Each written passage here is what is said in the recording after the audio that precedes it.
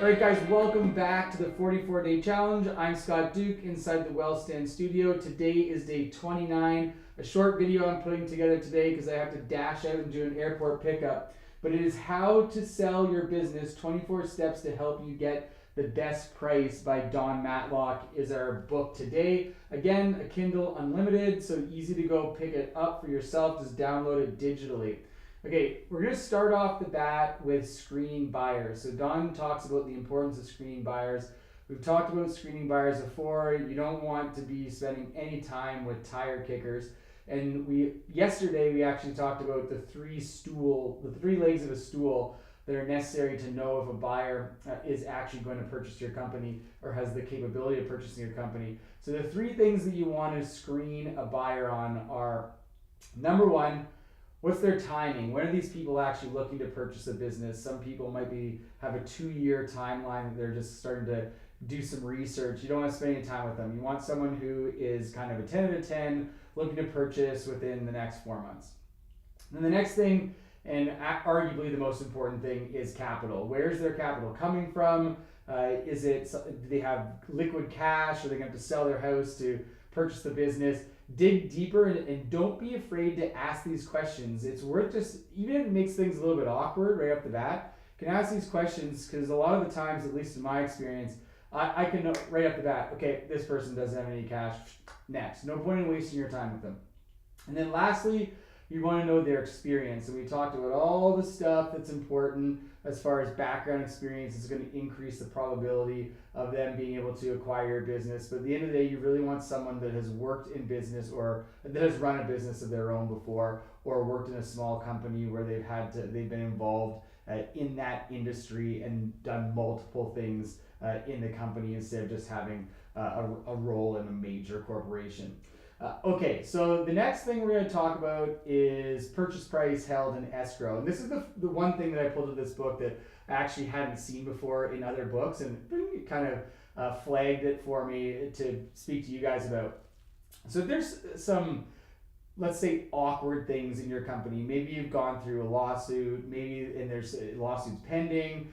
Maybe there is environmental issues, likely, but you're not completely sure. Maybe there are warranties and indemnifications that you've claimed but are questionable.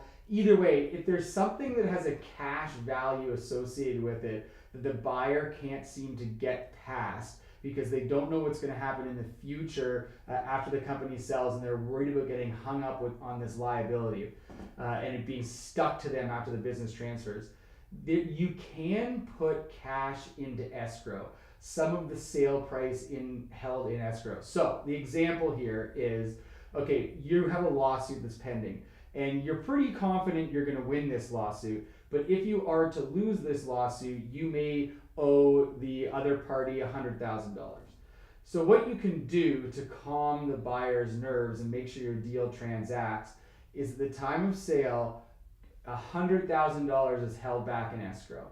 And that stays there until the lawsuit's won or lost. If it's lost, it can go to the buyer. They can use it to pay off those legal fees. If it's won, it gets forwarded to you.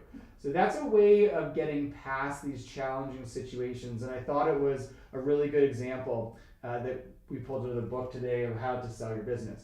Okay, lastly, I'm going to quickly cover asset versus share. I'm actually going to do a full video on this because you can really delve into it. But it is something you need to at least know the fundamentals of before you go to sell your company. And we're going to go to the board to discuss this.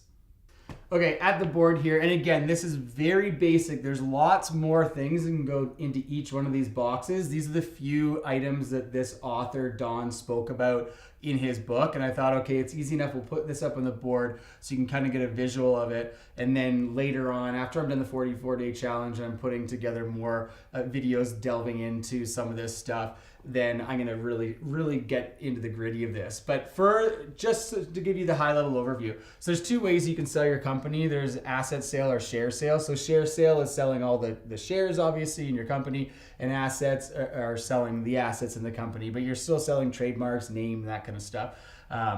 So anyhow, this is at the end of the day, buyers really do want asset sales. And for the most part, as a seller, you want a share sale, especially in Canada, where we're recording this. 100% you want a share sale because you can take advantage of the capital gains exemption, which is up to a little bit above $800,000.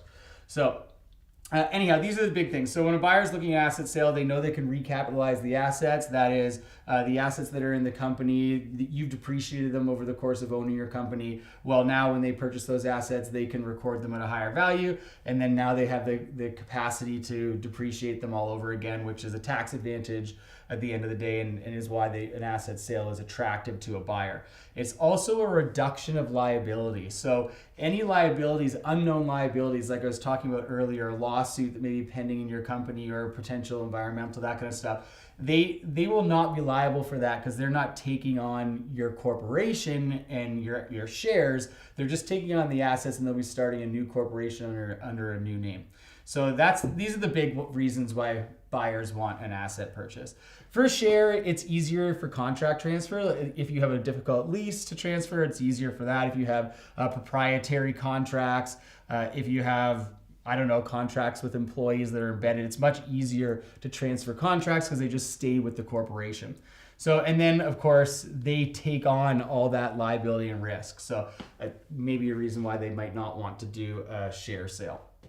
So, and then as a seller, asset sales, it can be better, it can be worse for taxes. Normally it is worse, and that's why people want to stay away from it. And then when they do a share sale, there are major tax benefits in Canada, specifically massive.